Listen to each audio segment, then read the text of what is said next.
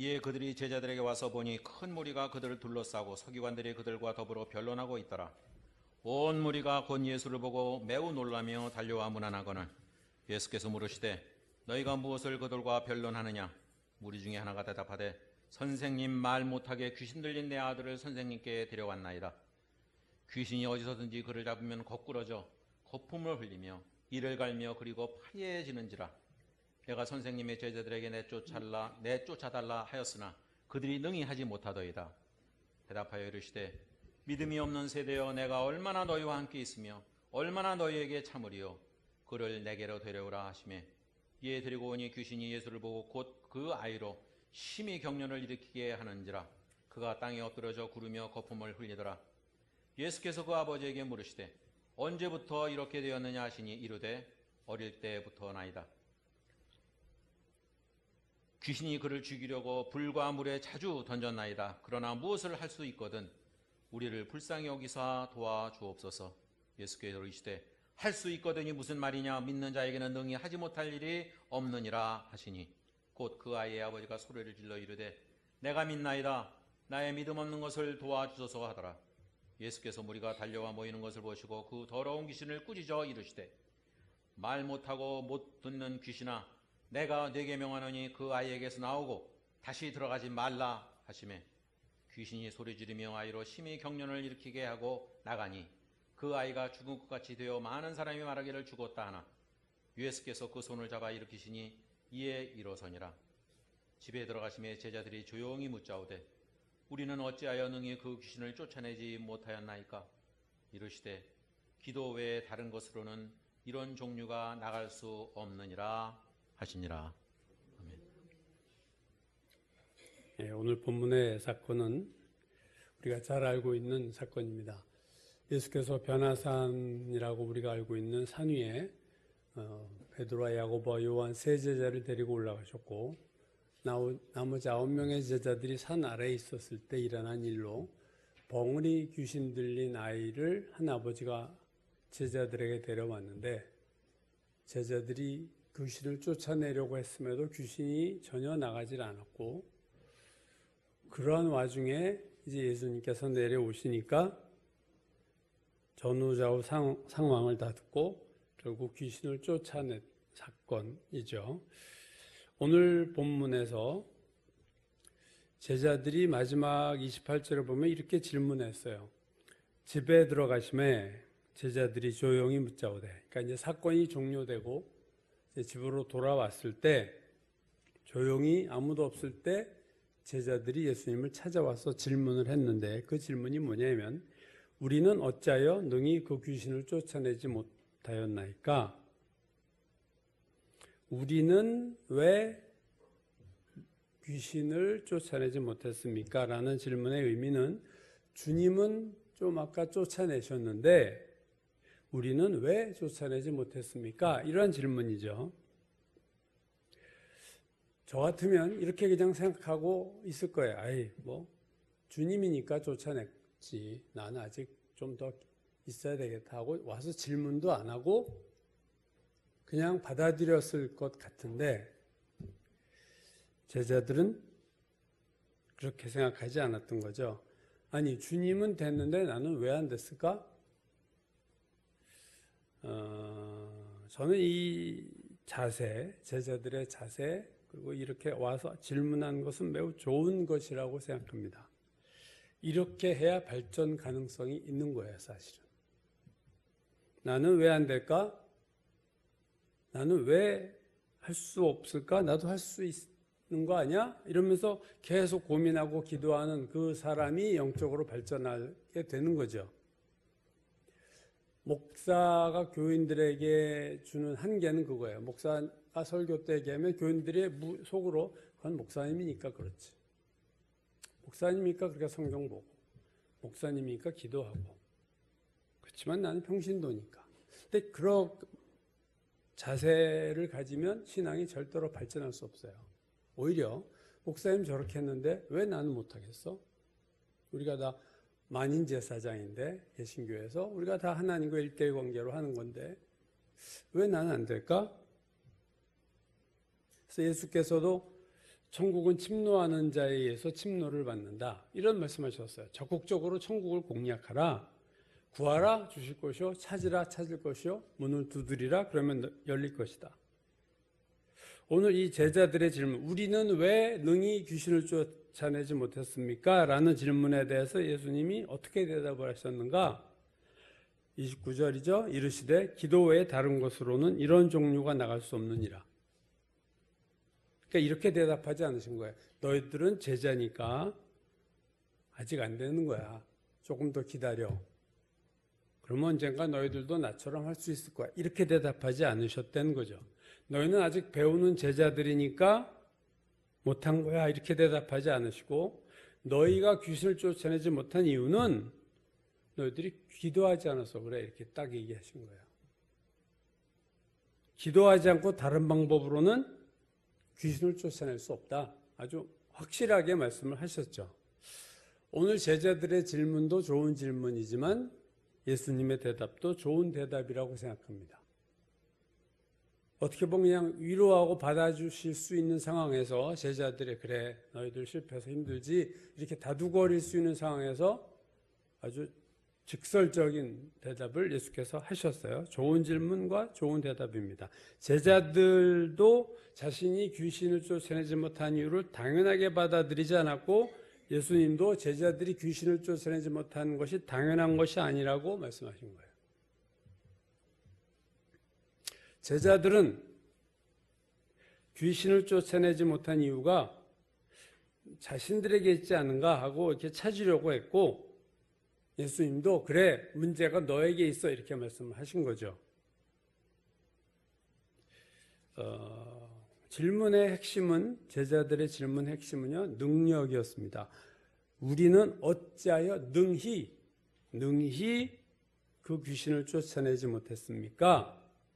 영적인 무능함에 대한 자신들의 영적인 무능함에 대한 질문이에요. 왜 우리는 능히 못했습니까? 우리는 왜 그런 능력이 없습니까? 왜 우리는 그렇게 무능했습니까? 그러니까 아마 이 질문은 제자들이 예수님께 와서 질문하기 전에 스스로에게 많이 했을 거예요. 왜 나는 왜 안 됐을까? 힘들어하고 괴롭고 고민하다가 드디어 이제 그 질문을 찾아와서 예수님께 했겠죠. 왜 나는 안 됐을까? 이 질문이 그들을 괴롭혔고 그 질문에 대한 답을 자기들이 찾아낼 수가 없었어요. 그래서 예수님께 찾아와서 창피하니까 조용히 와서 물은 거죠. 심각하게 한 질문입니다. 오늘 본문 사건의 핵심이 영적인 무능이다 하는 것은 오늘 본문 전체에 걸쳐 나타나고 있습니다. 18절에 보면 벙어리 귀신 들린 아이 아버지가 예수님께 상황 보고하는 중에 이런 말이 나오죠. 내가 선생님의 제자들에게 내쫓아달라 하였으나 그들이 능히 하지 못하더이다. 그들이 무능하더이다. 그들이 능력이 없습니다. 예수님. 그리고 예수님께 이제 아이 아버지가 자기 아들 고쳐달라고 할 때 이런 지푸라기지 않는 심정으로 이렇게 능력을 구하죠. 22절 귀신이 그를 죽이려고 불과 물에 자주 던졌나이다. 그러나 무엇을 하실 수 있거든. 하실 수 있다면 우리를 불쌍히 여기서 도와주셔서 뭔가 하실 수 있는 능력이 있으시면 우리에게 그 능력을 베풀어 주십시오. 그랬더니 예수님 유명한 대답이죠. 예수께서 이르시되 23절 할 수 있거든이 무슨 말이냐? 믿는 자에게는 능히 하지 못할 일이 없느니라. 계속 능히라는 단어가 반복되고 나오는 것을 봅니다. 능력의 문제예요. 무능함의 문제를 지금 오늘 본문의 사건은 다루고 있다. 그것이 주제다 하는 것을 알 수 있습니다. 아이 아버지는 할 수 있으면 도와주십시오. 예수님은 능히 하지 못할 일이 없다. 제자들은 아이의 속에 있는 벙어리 귀신을 쫓아낼 능력이 없었고 이에 아이 아버지는 예수님께 능력을 구했고 예수님 능력을 보여주셨어요.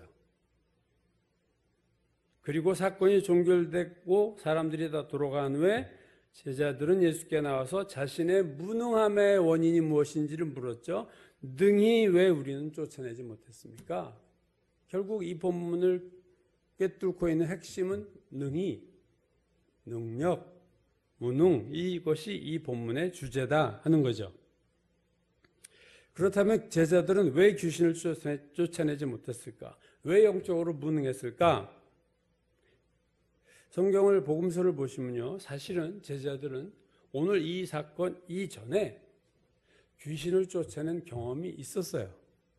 마태복음을 보면은요, 오늘 본문이 마태복음에도 나오는데 벙어리 귀신 쫓아내는 사건, 오늘 본문의 사건이 마태복음 17장에 나오는데 그 전인 10장 1절을 보시면요, 이런 말씀이 나와요. 예수께서 그의 12제자를 부르사 더러운 귀신을 쫓아내며 모든 병과 모든 약한 것을 고치는 권능을 주시니라. 그들이 능력을 받았었어요. 앞에서. 오늘 사건 이전에 이미 귀신 쫓아낼 수 있는 능력을 받았다. 오늘 마가복음 본문인데 마가복음 9장에 나오죠. 근데 앞에 보면 6장에 보면요. 6장 7절에 이런 말씀이 나와요. 12제자를 부르사 둘씩 보내시며 더러운 귀신을 제어하는 권능을 주시고, 자, 귀신 쫓는 능력 주시고, 12절이야. 제자들이 나가서 회개하라 전파하고 많은 귀신을 쫓아내며 많은 병자에게 기름을 발라 고치더라. 예수께서 귀신을 제하는 능력을 주셨고 실제로 많은 귀신을 쫓아내는 사건과 경험이 제자들에게 이미 있었습니다. 누가복음에도 이 본문이 나오는데 오늘 사건이 9장에 나오는데요. 9장 앞부분 1절에 보면 예수께서 12제자를 불러 모으사 모든 귀신을 제어하며 병을 고치는 능력과 권위를 주시고, 즉 마태, 마가, 누가 오늘 이 본문을 다루는 세 성경은 귀신을 쫓아내는 이 사건 이전에 이미 제자들은 귀신을 쫓아내는 능력을 받았고 실제로 귀신을 쫓아내는 경험도 있었다 하는 것을 말씀하고 있습니다. 그래서 오늘 이 벙어리 귀신 들인 아이를 한 아버지가 데려왔을 때 아마도 제자들은 되게 자신이 있었을 거예요. 왜? 이미 다 쫓아냈었는데, 다 전에 내가 다 귀신 쫓아낸 경험이 있는데, 이 귀신쯤이야, 이 벙어리 귀신쯤이야, 우리가 한두 명이나 9명이나 있는데 각각이 다 쫓아낸 경험이 있는 사람이 9명이 모여있으면요, 그건 엄청난 파워풀한 군대죠. 거기에 한 귀신이 와서 이건 뭐 요즘식으로는 껌값이지 이거는. 오늘 본문에서 귀신을 쫓아내지 못한 제자들에게 예수께서 이렇게 말씀하셔서 18절 19절 내가 선생님의 제자들에게 내쫓아달라 하였으나 그들이 능히 하지 못하더이다. 이에 대해서 예수께서 대답하여 이르시되 믿음이 없는 세대여 내가 얼마나 너희와 함께 있으며 얼마나 너에게 참으리요. 귀신을 쫓아내지 못했다는 보고를 받으신 예수께서 바로 하신 말씀은 믿음이 없는 세대요. 즉 너희가 영적으로 왜 무능했느냐? 믿음이 없기 때문에 그렇다. 믿음이 없기 때문에, 믿음이 없는 세대요. 제자들에게뿐 아니라 아이 아버지에게도 이 믿음과 영적 무능함의 관계에 대해서 얘기했죠. 무엇을 하실 수 있거든 우리를 불쌍히 여기서 도와주소서 했더니 할 수 있거든이 무슨 말이냐? 능력 얘기하느냐? 네가 믿는 자에게는 능히 하지 못할 일이 없다. 믿음만 있으면 능력이 있다. 제자들의 무능함에 대해서는 믿음이 없다 하셨고 아이 아버지에게는 믿음이 있으면 못할 게 없지. 능력과 믿음과의 관계를 말씀하셨어요.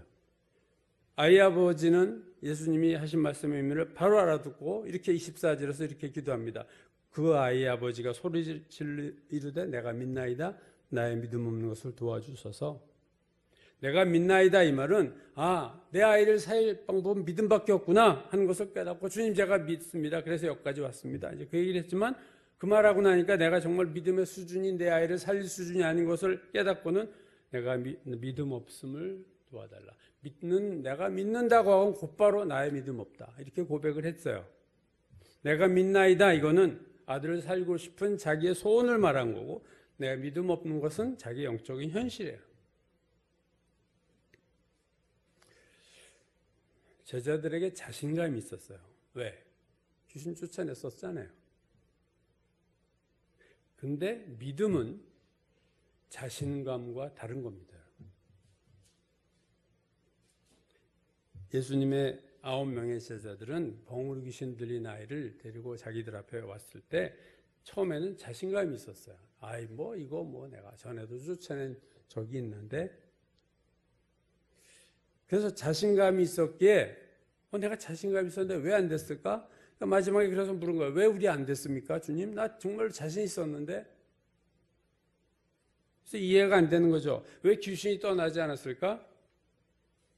이유와 원인을 제자들이 발견하지 못하고 예수님께 와서 솔직한 질문을 한 거예요. 예수께서 할 수 있거든이 무슨 말이냐? 아이 아버지에게. 능히 할 수 있다 그 말 아니에요. 할 수 있거든이 무슨 말이냐? 할 수 있어. 제자들도 할 수 있거든이 무슨 말이냐? 나도 할 수 있어. 이렇게 생각했었어요, 사실은. 근데 귀신이 안 나간 거죠. 제자들에게 자신감이 충만했습니다. 나 할 수 있어. 요즘 심리학에서 말하는 적극적 사고방식. 나는 할 수 있어. I can. 이게 아주 강했어요. 근데 실패한 거죠.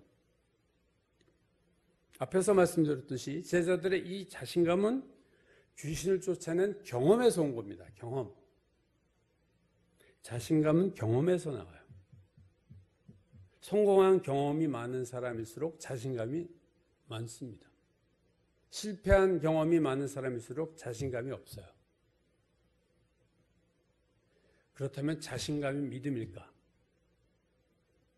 자신감과 믿음은 같은 걸까? 다른 걸까? 자신감이란 뭡니까, 여러분? 나무 위키라는 데 보니까 자신감을 이렇게 정의했어요. 자신감이란 스스로에 대한 신뢰와 확신을 의미한다. 스스로에 대한 신뢰와 확신을 의미하며 자신의 능력이나 판단에 대한 긍정적인 믿음을 바탕으로 한 마음가짐이다. 자기 자신의 능력과 판단에 대한 긍정적인 믿음. 그게 기초가 된 것이 자신감이다. 그러니까 자신감은 뭐냐? 자기 스스로에 대한 신뢰와 자기 스스로에 대한 확신이에요. 자신의 능력과 자신의 판단에 대한 긍정적인 믿음이에요. 한 인터넷 국어사전은 자신감을 또 이렇게 설명했어요. 어떤 일에 대하여 뜻한 대로 이루어낼 수 있다고 스스로의 능력을 믿는 굳센 마음. 어떤 일을 내가 원하면 이거 할 수 있지 라고 스스로의 능력을 믿는 굳센 믿음. 여러분 자신감에 대한 이 사전적인 정의 보면 무슨 단어가 나와요? 믿음이란 단어가 나와요. 자기 자신에 대한 믿음. 자신의 능력을 믿는 굳센 믿음, 마음. 그러니까 자신감도 믿음이에요. 근데 그 자신감은 나에 대한 믿음입니다. 나의 능력에 대한 믿음, 나의 판단력의 정확함에 대한 믿음, 내 성품에 대한 믿음, 내 일처리 능력에 대한 믿음, 내 인간관계 능력에 대한 믿음, 다 자신감이에요. 다 자신감도 믿음이에요. 근데 성경이 말하는 믿음은요, 믿음의 대상이 내가 아니라 하나님이에요. 자신감과 믿음은 그런 면에서는 같은 다 믿음의 종류지만 방향성은 반대입니다. 자신감은 나를 믿는 거고 믿음은 하나님을 믿는 거예요. 오늘 본문의 제자들도 믿음이 있었죠. 근데 그 믿음은 하나님에 대한 믿음이 아니라 자기 자신에 대한 믿음이에요. 그러니까 참 믿음 없이 자신감이 충만했던 것이 제자들이었다. 그리고 그 자신감의 근거는 자신의 성공의 경험이었어요. 이전에 귀신을 쫓아냈었던 경험, 그게 자신감의 원인이었어요. 근원이었어요. 다윗이 성경에 등극하게 된 사건이 있죠. 유명한 사건, 골리앗을 때려잡았어요. 돌팔매질로 때려잡았어요. 그래서 자기 형들의 도시락인가 옷인가 가지러 전쟁터에 왔다가 보니까 골리앗이라는 아주 키가 장대한 블레셋 장수가 이쪽은 다 벌벌벌 떨고 있는 것을 보고 울분에 차가지고 사울왕을 찾아가서 제가 나가서 싸우겠습니다. 그랬더니 막 말리죠. 무슨 소리야? 그랬더니 그때 어린 다윗이 한 얘기가 있어요. 여호와께서, 그러니까 사울왕 앞에서 한 말이에요. 여호와께서 나를 사자의 발톱과 곰의 발톱에서 건져내셨은즉 나를 이 블레셋 사람의 손에서도 건져내시리이다. 얼마나 자신감이 많아요. 이스라엘의 용맹한 군사들도 벌벌벌 떠고 그 사울 왕조차 벌벌 떴는데 어린애가 자신감이 있는데 그 자신감이 어디서 나왔나요? 여호와께서 나를 사자의 발톱과 곰의 발톱에서 건져내셨은즉 나를 이 블레셋 사람의 손에서도 건져내시리이다. 뭐예요? 하나님에 대한 신뢰예요. 그가 나를 건져내셨은즉 그때도 건져내셨으니 하나님이 여기서도 건져내실 겁니다. 그 자신감이 어디서 왔다고요? 자기를 믿는 능력이요? 아니에요. 다윗은 하나님을 믿고 있어요. 하나님이 나를 건져내셨는데 하나님이 전에도 나를 이렇게 도와주셨는데 이번에도 이 하나님을 여호와를 욕하는 저 인간에게서는 당연히 건져내실 겁니다. 걱정하지 마세요. 제가 나가서 때려잡겠습니다. 놀라운 자신감입니다, 여러분. 그거는 하나님에 대한 믿음이었어요. 자신감과 믿음은 이렇게 다르죠. 오늘 많은 사람들이 하나님의 일을 하면서 자신감으로 해요. 자기를 믿고. 내가 사회에서도 일을 잘했고 능력이 있는데 교회 일 정도야 뭐 그런가요? 하나님의 일할 때만이 아니에요. 세상 일할 때도 똑같아요. 세상에서 수많은 성공을 하고 뭔가 이렇게 잘 업적을 이룬 사람은요, 하나님을 믿는다기보다는 나를 믿는 삶을 삽니다. 사실은 자기에 대한 자신감이 충만해요. 세상 일을 내가 너무 잘해. 만약에 오늘 본문의 사건에서 제자들이 벙어리 귀신을 쫓아냈다고 생각해 보세요. 그러면 제자들은 평생 자기들의 문제점을 모르고 살았을 거예요. 잘못된 신앙을 살았을 거예요. 내가 바르지 않은 길을 갈 때 실패하는 것은 축복입니다, 여러분. 내가 하나님의 원리대로 살지 않아서 망하는 것은 축복이에요. 내가 하나님의 길을 벗어나서 했는데도 잘 돼? 두려운 겁니다, 여러분. 내가 지금 말씀대로 안 살고 완전히 죄 가운데 사는데 일이 잘 풀려? 할렐루야예요? 아니죠. 저주예요. 무서운 거예요. 어느 순간 폭풍 전야 같은 시간이 하나님 어떤 폭풍을 내리실지 몰라 내 인생에. 믿음의 총량은 저는 일정하다고 생각해요. 나에게 100이라는 믿음의 총량이 있을 때 내가 하나님을 70 믿으면 나는 30을 믿는 겁니다, 여러분. 내가 나를 70을 믿으면 하나님은 30을 믿는 거예요. 하나님도 100 믿고 나도 100 믿고 그런 법은 없습니다, 여러분. 한쪽을 믿을수록 한쪽에 대한 믿음은 떨어지게 돼 있어요. 내가 나를 신뢰하면 하나님에 대한 믿음은 떨어지고 내가 하나님을 믿을수록 나에 대한 신뢰는 내려가게 돼 있어요. 빌립보서 4장 13절에서 바울이 내게 능력 주시는 자 안에서 내가 모든 것을 할 수 있느니라. 제가 이 말씀 몇 번 드렸죠. 이 말씀이 가장 긍정적인 말씀이죠. 내게 능력 주시는 자 안에서 내가 모든 것을 할 수 있다. 모든 것이라고 했어요. 나 못할 게 하나도 없어. 아주 긍정적인 말씀인데 이 말씀을 가장 부정적으로 표현할 수 있습니다. 이렇게요. 하나님이 내게 능력 주시지 않는다면 나는 아무것도 할 수 없다. 같은 말이에요, 여러분. 하나님이 나에게 능력 주지 않으면 나는 요만한 것도 못해. 이 말이에요. 그러나 하나님 능력만 주시면 나는 또 못할 게 하나도 없지. 100% 하나님에 대한 믿음이야. 다윗의 믿음과 똑같죠, 이것도.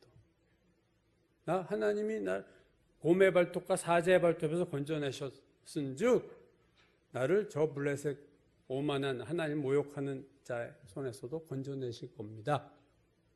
하나님만 함께 하시면 저 인간이 누가 내 앞에 서든 상관이 없습니다. 다 이길 수 있습니다. 이게 다윗의 놀라운 믿음이었습니다. 이스라엘의 왕이 될 만한 믿음을 가졌죠. 예수 메시아가 다윗의 자손이란 말을 들을 만한 믿음을 가진 다윗입니다. 내게 능력 주는 자 안에서만, 그 안에 있을 때만 나는 모든 것을 할 수 있다. 내게 능력 주는 자 밖에 있으면 나는 아무것도 할 수 없다. 이 빌립보서 4장 13절에 강한 긍정은 하나님에 대한 것인 반면에 강한 부정은 나에 대한 거예요. 나는 부정한 거예요. 나는 못해. 그러나 하나님이 도와주시면 나 못할 게 없지. 능력 주시면 나 못할 일이 없어. 이 본문에서 자신감은 제로고 하나님에 대한 믿음은 100인 거예요, 여러분. 나도 100 믿고 하나님도 100 믿고 그런 법은 없습니다. 나를 믿을수록 하나님에 대한 신뢰가 떨어져요. 내가 이거 할 수 있지 할 때 여러분 기도 열심히 하시나요? 안 하게 되잖아요. 이건 내가 늘 하는 거야. 내가 잘하는 거야. 그 일할 때 기도하세요. 그것도 기도할 수 있다는 사람은 믿음이 있는 사람이에요. 내가 할 수 있는 게 없다. 내가 여태까지 100번에서 다 됐지만 101번째 안 될 수도 있다. 하나님 도와주세요. 이렇게 기도하는 게 참 믿음 있는 사람입니다. 나를 안 믿는 거죠. 정상적인 신앙이 발전하면 나이가 들수록 모든 일에 하나님을 의지합니다. 그러나 세속적인 신앙은 세상 경험 많아질수록 나를 신뢰하게 돼요. 이 반대 방향으로 가는. 여러분은 여러분 자신을 얼마나 믿습니까? 하나님은 얼마나 믿으십니까? 마태복음 6장 24절에서 유명한 말씀이죠. 한 사람이 두 주인을 섬기지 못할 것이니 혹 이를 미워하고 저를 사랑하거나 혹 이를 중히 여기고 저를 경히 여김이라. 너희가 하나님과 재물을 겸하여 섬기지 못한다. 섬김에 문제 있어서 예수께서 돈과 하나님은 동시에 섬길 수 없다. 한쪽을 섬기면 한쪽은 섬기지 않고 한쪽을 섬기면 한쪽은 섬기지 않는가. 내가 돈을 사랑하면 하나님을 사랑하기 어렵고 하나님을 사랑하면 돈을 사랑하지 않는 거죠. 돈도 사랑하고 하나님도 사랑한다. 거짓말이에요. 섬김만 그런가요? 믿음도 오늘 본문에서 마찬가지예요. 내가 나를 믿느냐? 하나님을 믿느냐? 둘 중에 하나예요. 나를 믿으면 하나님 믿지 않는 거고 하나님을 믿으면 나를 안 믿게 됩니다. 예수께서 제자들에게 누구든지 나를 따라오려거든 자기를 부인하고 자기 십자가를 지고 나를 따를 것이니라. 예수를 따른다는 것은 자기 자신에 대한 믿음과 반대예요. 자기 신뢰가 아니라 자기를 부인하는 거예요. 많은 사람들이, 많은 그리스도인들이 영적인 무능함을 벗어나지 못하는 이유는 자신을 부인하지 않고 자신을 오히려 신뢰하기 때문에 영적 무능함에서 벗어나지 못하는 거예요. 하나님을 안 믿고 있는 거예요, 사실은. 예수를 믿었지만 하나님을 신뢰하는 삶이 평소의 생활에서는 없는 거죠. 이 9명의 제자들이 병으로 귀신들린 아이가 찾아오기 전에 무엇을 하고 있었을까? 무슨 일 하다가 이 아이가 찾아왔을까? 제자들에게 성경에는 확실히 말씀하지 않지만 충분히 유추할 수 있습니다. 이 지금 산 아래서 9명의 제자들이 아주 벅벅대고 있을 때 예수님은 베드로와 야고보와 요한을 데리고 우리가 변화산으로 알고 있는 산 꼭대기에 올라가셨어요. 9명은 산 아래 있고 베드로, 야고보, 요한과 예수님은 산 위에 있었습니다. 오늘 본문이 말하는 제자들이 산 아래 9명이죠. 여러분, 예수님과 세 제자가 산 위에 있는데 이 세 명의 제자는 뭐 하고 있었을까? 베드로와 야고보, 요한은 산 위에서, 산 아래는 이렇게 죽을 쓰고 있었지만 산 위에서는 그러면 어떻게 있었을까? 이 변화산 사건이 마가복음, 오늘 부분이 있는 마가복음 9장에도 나오지만 누가복음 9장에도 나오는데요. 누가복음 9장 28절, 29절이 이렇게 말해요. 이 말씀을 하신 후 8일쯤 되어 예수께서 베드로와 요한과 야고보를 데리고 기도하시러 산에 올라가사. 왜 올라가셨나요? 기도하시러. 3명을 데리고 기도하시러 산에 올라가사 29절 기도하실 때에 기도하셨어요. 기도하시러 올라가서 기도하실 때 용모가 변화되고 옷이 휘어져 광채가 나더라. 세 제자를 데리고 산에 올라가신 이유는 기도하시기 위해서였어요. 그리고 올라가셔서 실제 기도하실 때 그때 용모가 변화되신 거예요. 예수님이 언제 변화가 나타났느냐? 예수께서 기도하실 때 용모가 변화되고 옷이 휘어져 광채가 난 시점은 예수께서 기도하실 때입니다. 기도하실 때 용모가 변화되고 그 옷이 휘어져 광채가 나더라. 반면 함께 데리고 간 베드로와 야고보, 요한은 뭐하고 있었을까? 누가복음 9장 30절이야. 문득 두 사람이 예수와 함께 말하니, 이제 모세와 엘리야가 나타났어요. 예수와 함께 말하니 이는 모세와 엘리야라. 영광 중에 나타나서 장차 예수께서 예루살렘에서 별세하실 것을 말할 때 베드로와 및 함께 있는 자들이 깊이 졸다가 온전히 깨어나 이제 정신이 말짱해졌어요. 모세와 엘리야를 보고는 정신이 번쩍 나가지고 온전히 깨어나 예수의 영광과 및 함께 선 두 사람을 보니, 여러분, 세 제자들이 뭐하고 있었다고요? 예수님이 기도하실 때 깊이 졸았다. 기도시키려고 데리고 올라갔는데 베드로, 야고보, 요한이 깊이 졸고 있었다. 기도 안 했다. 산 위의 세 제자도 기도 안 하고 깊이 졸았는데 산 아래에 있었던 9명의 제자들이 기도했을까요? 예수님도 없는데, 예수님 함께 있는 세 제자들도 졸았는데, 깊이 졸았는데, 그들이 기도 안 한 거죠. 9명의 제자 기도 안 하고 있었어요. 산 아래에서. 그들이 기도하지 않았다는 증거는 오늘 보면 아까 말씀드린 기도 외에는 이런 것이 나갈 수 없다. 마지막에 하신 말씀, 너희들 기도 안 해서 그래. 예수께서 간접적으로 기도 안 했다는 것을 말씀하신 거죠. 귀신을 제자들이 내쫓지 못했을 때 믿음이 없는 세대여 이렇게 했고, 마지막 제자들에게는 기도 외에는 귀신을 쫓아낼 수 없다. 이 말을 보면요, 그거예요. 귀신 쫓아내지 못한 이유는 믿음이 없어서이고 기도를 안 해서 그렇다. 즉 여기서 우리는 믿음과 기도의 관계를 볼 수 있습니다. 왜 믿음이 없느냐? 기도 안 해서 그래요. 기도 외에는 이런 능력이 나갈 수가 없다. 믿음이 없는 세대요. 기도하지 않으면 여러분 믿음이 없습니다.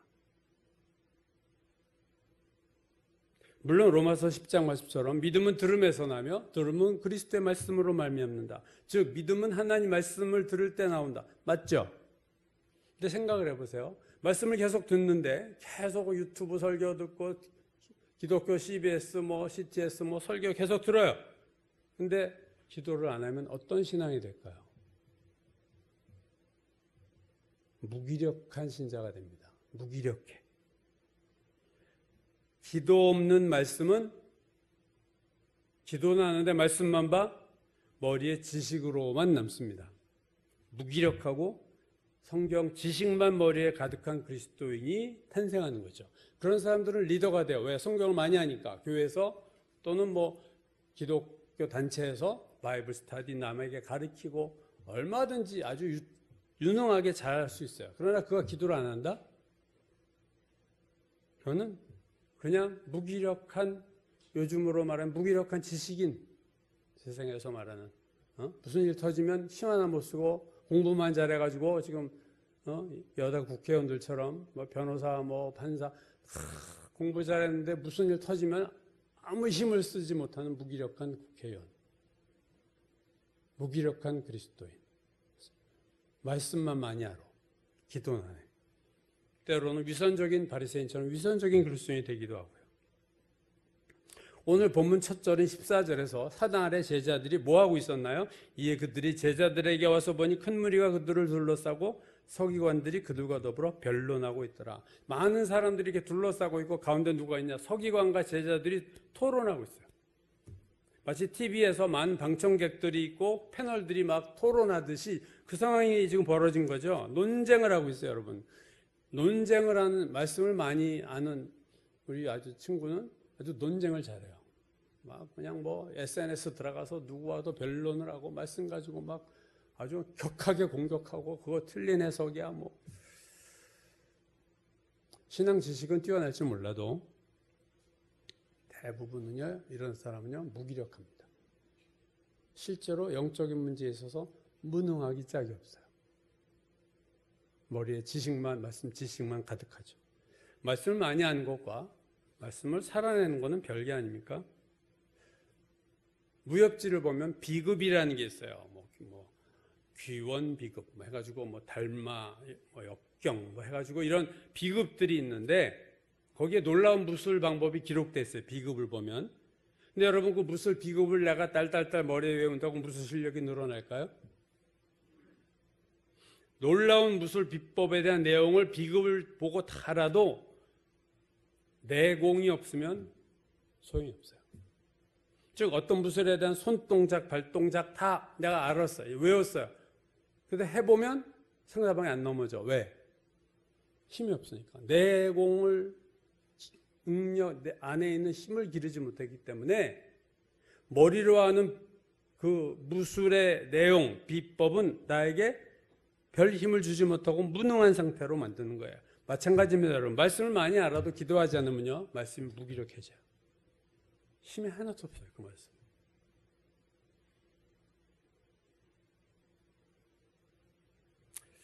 히브리서가 하나님의 말씀은 살아있고 운동력이 있다. 하나님 말씀은 특성이 살아있고 운동력이 있는데 그 운동력이 누구에게 나타나느냐? 기도하는 자를 통해서 나타나는 거예요. 기도 외에는 아무것도 되지 않는다. 그래서 바울이 디모데전서 4장 5절에서 하나님의 말씀과 기도로 거룩해진다. 그리고 어떤 목사님이 말씀과 기도가 수레의 양축이라고 비유했어요.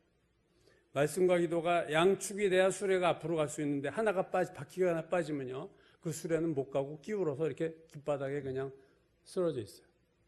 말씀만 있다든가, 말씀은 무지한데 산에 가서 매일 기도만 하고 사는 사람도 있죠. 둘 다 파산합니다. 영적 파산을 해요.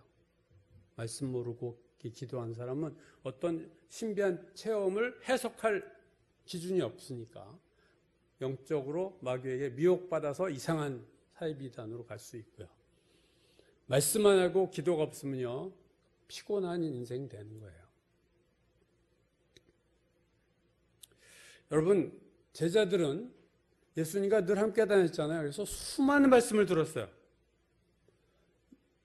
제자들, 9명의 제자들이 그동안 들은 말씀은 이미 충분해. 더 안 들어도 돼, 솔직히 말하면. 문제는 기도입니다. 여러분, 말씀을 듣는 것은 수동적이에요. 내가 가만히 앉아 있어도 TV 기독 채널 틀면 주일날 예배 자리에 앉기만 하면 말씀 들려옵니다. 내가 그냥 있으면 되지, 거기서. 특별히 노력할 건 뭐 있어요? 좀 집중하는 거 외에. 근데 기도는요, 내가 스스로 하는 거예요. 이거 누가 대신 못 해줘요. 말씀에 비해서 자발성이 요구되는 게 기도입니다. 이건 내가 스스로 해야 되는 거예요.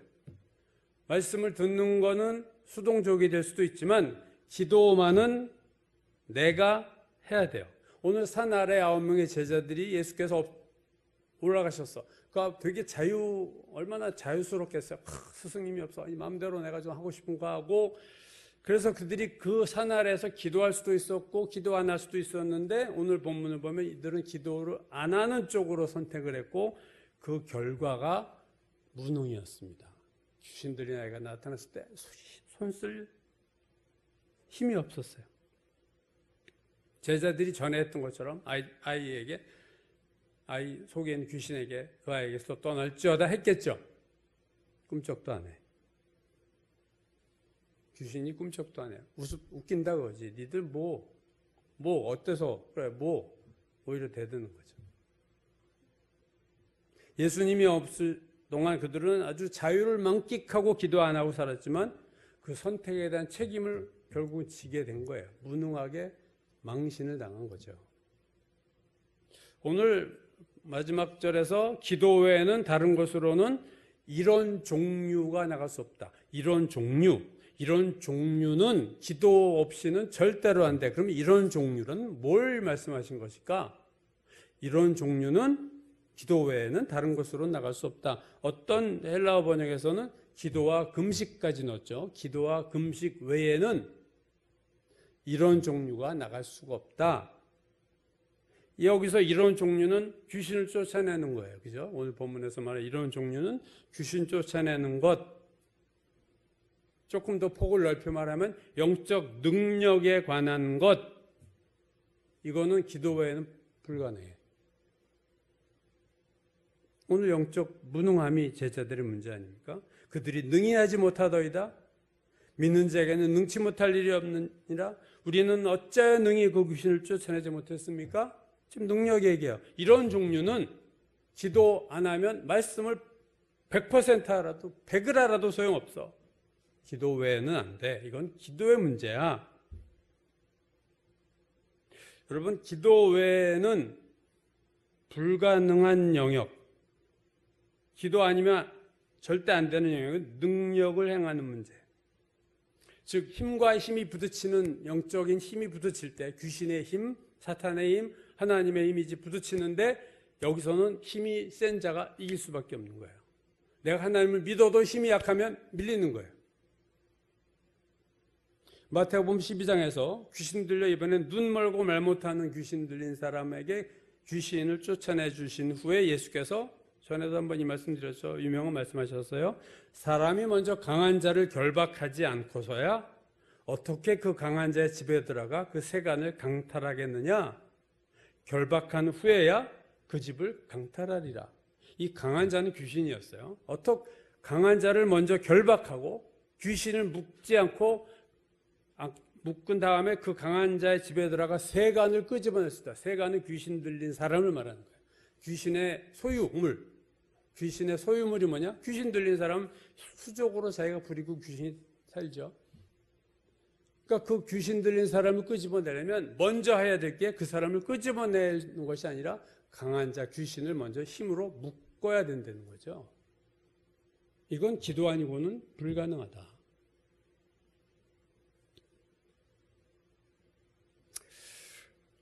여러분, 오늘 이런 종류, 예수께서 말씀하신 이런 종류, 기도 외에는 이런 종류는 나갈 수 없다 할 때, 이런 종류는 강한 영적인 힘이 필요한 영역입니다. 우리의 신앙생활에서 강한 영적인 힘이 필요한 영역은 기도하지 않는 사람은 100% 진다. 여러분, 우리 주변을 살펴보세요. 내가 무지해서 못하는 경우도 있어요. 내가 너무 무지해서 잘 못하는 경우도 있지만 무능해서 못하는 것도 많습니다. 오늘 본문은 후자예요. 무지해서가 아니라 무능해서 내가 못하는 영역, 내 인생에서 내가 무능하구나 라고 느끼는 영역. 아, 나 왜 이렇게 무기력해? 나 왜 이렇게 힘이 없어? 나 왜 이거 하나 이기지 못해? 하는 영역에서는 기도 외에는 유가 없다. 모르고 짓는 죄가 뭐예요? 무지의 죄입니다. 무지. 내가 모르니까. 성경에 무식할수록 무지의 죄를 많이 져요. 근데 성경을 많이 알면서도 짓는 죄는요, 무능의 죄입니다. 내가 알아, 이거 틀린 거라는 걸 아는데 성경을 무지하진 않아. 왜? 그동안 바이블 스터디를 몇십 년을 했고 내가 교회 다닌 짬밥이 내가 짬밥수가 있는데, 근데 아는데 하려고 하는데 안 돼. 무능입니다. 무능. 우리가 모르고 짓는 죄가 무지라면 알고도 짓는 죄는 무능해서 오는 거예요. 그러니까 이 알고 짓는 죄가 더 양심의 가책이 크죠. 아, 나 이렇게 살면 안 되는데 왜 자꾸 이렇게 살아? 모를 때야 몰라서 무식하면 용감하다고 그러고 죄 짓고 살았지만 이제 다 아는데 머리로. 근데 아는데 또 죄를 짓네. 이러한 죄에 대해서 우리가 로마서 7장에서 이미 다뤘죠. 로마서 7장 15절. 내가 행하는 것을 내가 알지 못하노니 곧 내가 원하는 것은 행하지 아니하고 도리어 미워하는 것을 행함이라. 내가 원하는데 내가 할 수가 없어요. 내가 미워하는 건데 하기 싫어하는데 내가 하고 있어.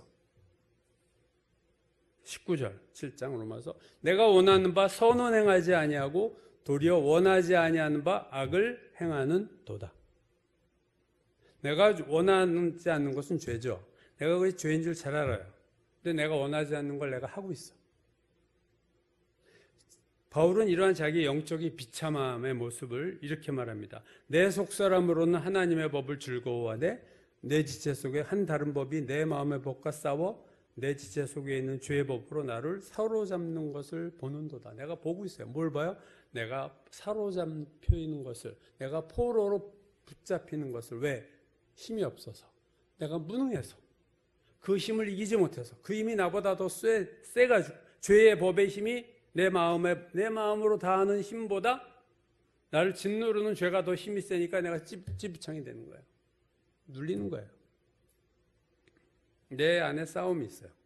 죄는요, 전쟁이죠. 그래서 내가 더 힘이 있으면 죄를 이기는 거고, 내가 무능하면 죄에 밀리는 거예요.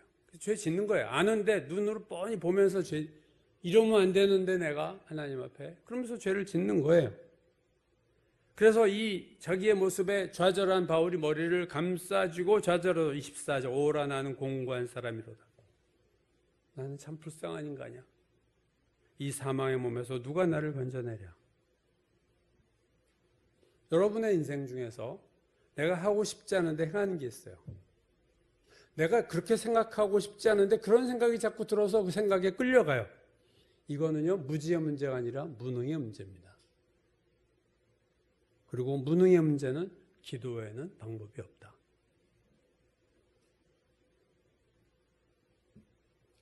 무지는 말씀을 깨달으면 되지만 무능은 말씀을 아는 것으로 되지 않습니다. 무능의 영역, 능력의 영역은 기도 외에는 방법이 없다. 이게 오늘 예수님의 결론적인 말씀이에요. 여러분 기도를 하십니까? 하신다면 얼마나 기도를 하십니까? 하나님의 외아들이신 예수님은 사실 기도하실 필요가 없는 분 같아 보여요. 우리가 볼 땐. 뭐 하나님의 메시아가 무슨 기도를 해. 그냥 가만히 있어도 되시는 분인데 성경 보면 예수님이 새벽 미명에 기도하러 가시고 기도하러 산에 올라가시고 한적한 곳에 제자들을 떨어뜨려 놓고 기도하시고 밤새워 기도하시고 그냥 기도를 얼마나 하셨는지 몰라요. 예수님도 하나님의 아들도. 근데 우리가 무슨 배짱으로 하나님의 외아들도 아닌 우리가 무슨 배짱으로 기도 안 하면서 은혜를 구하겠습니까, 여러분? 싸구려 은혜를. 오늘 본문에서도 기도하시러 변화산에 올라가셨어요. 변화되려고 산꼭대기에 가신 게 아니라 기도하시다가 변형이 되신 거예요. 여러분, 기도하면 영적 능력이 생기는 이유는 기도 자체에 무슨 신비한 힘이 있는 게 아니라 기도라는 것이 뭐냐? 하나님과 연결되는 거기 때문에 그래요. 기도할 때 귀신이 물러가는 이유는 귀신이 기도하는 사람이 무서워서 도망가는 게 아니라 우리가 기도할 때 주님과 연결되고 주님의 능력이 우리를 통해서 나타나고 주님이 우리 대신 앞장서시기 때문에 귀신이 주님 보고 도망가는 거예요. 우리의 무능함은 무엇입니까, 여러분? 여러분의 무능함의 영역을 잘 찾아내셔야 돼요. 내가 하기를 원하는데 하지 못하는 것. 내가 하나님 말씀대로 살고 싶은데 뭐 안 되는 영역. 반대로 내가 정말 이런 죄를 안 짓고 싶은데 계속 짓게 되는 영역. 이건 무능의 영역이에요. 말씀을 더 안다고 해결될 문제가 아닙니다. 이 문제는 무릎 꿇고 기도해야 되는 문제입니다. 기도는 믿음을 만들어내고 기도는 주님을 흔들어 깨우는 거예요. 하나님이 여러분의 문제에 직접 개입하시도록 주님을 흔들어 깨우는 게 기도예요. 제자들이 풍랑을 만났을 때 주님을 흔들어 깨웠잖아요. 주여 우리가 죽게 된 것을 돌아보지 않습니까? 그게 기도예요. 그러면 주님이 주무시다가 일어나니까 풍랑을 향하여 잔잔하라 했더니 문제가 순간 해결됐어요. 그게 하나님의 능력입니다. 제자들이 처음에는 자기 힘으로 노를 지려고 했어요. 그죠? 왜? 뱃사람들이니까. 베드로가 얼마나 유능한 뱃사람이에요. 그래서 풍랑, 이거 뭐 갈릴리오스 늘 물고기 잡던 몇십 년 내가 물고기 잡았는데 잘 아는 것 같아서 했는데 안 되니까 자신감이 사라지니까 내 경험과 내 능력이 안 되니까 제자들이 예수님의 능력을 구한 거예요. 하나님 우리를 훈련시키는 방법이 뭡니까? 그래, 네 능력으로 한번 해봐. 해서 안 되는구나를 경험하게 하시는 것도 하나님 우리에게 하시는 훈련입니다. 그래서 내 능력으로는 안 되는구나. 이걸 깨닫는데 10년이 걸린 사람이 있고 평생 못 깨닫는 사람도 있어요, 여러분. 빨리 깨닫는 게 축복입니다. 저는 우리 자녀들 위해서 기도할 때 늘 말씀드리지만 하나님 우리 아이들이 이걸 빨리 깨닫게 도와주세요. 전 그 기도를 해요. 인생 다 보내고 깨닫지 말고 젊을 때에 이거구나. 이 깨달음이 하나님이 주시기를. 하나님 흔들어 깨우셔야 돼요. 여러분을 신뢰하지 않고 하나님을 신뢰하는 자가 하나님 흔들어 깨우고 흔들어 깨우는 게 간절한 기도입니다. 마틴 루터가 성경 찬송가에도 나오죠. 옛 원수마귀는 모략과 권세로 힘을 쓰나 내 주는 강한 성이요 방패와 병기 되셔서 큰 환난에서 우리를 구하여 내신다. 이 하나님을 붙잡으시는, 흔들어 깨우는, 그래서 능력을 경험하고 여러분의 힘으로 못하던 신앙의 삶의 영역에서 놀라운 역사들이 나타나는 저와 여러분이 되시기를 주의 이름으로 축원합니다.